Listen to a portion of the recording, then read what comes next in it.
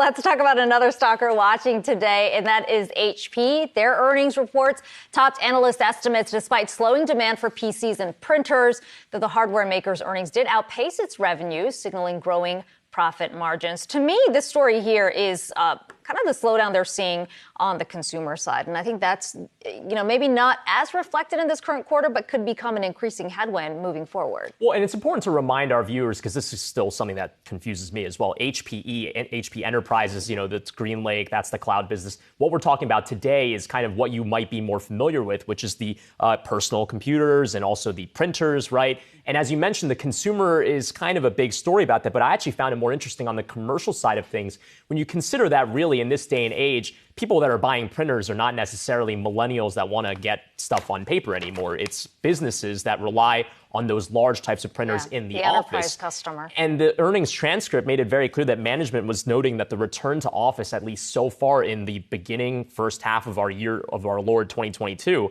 still appears to have a slower than expected return to office, which is a big kind of reason for why perhaps the numbers came down, at least for printers, down 7% year over year. But what's interesting, this is a stock that has outperformed the overall market. So if you had bought HP stock at the beginning of this year, you'd actually be up by 5%, whereas the S&P 500 is down 14%. So I guess that's the play, printers and computers.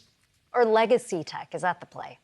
That name legacy, people still print stuff out. People say for millennials, like, no one prints anything out. But, there's still use cases for I feel like I'm printing more out in the office. Maybe that's just me being cheap at home. Perhaps. I love that the earnings I don't call really says, use a printer at home. I don't understand the world of printers. I can't even pretend like I am a printer specialist, but big tank printers, because, there's different types like cartridges and then there's tanks.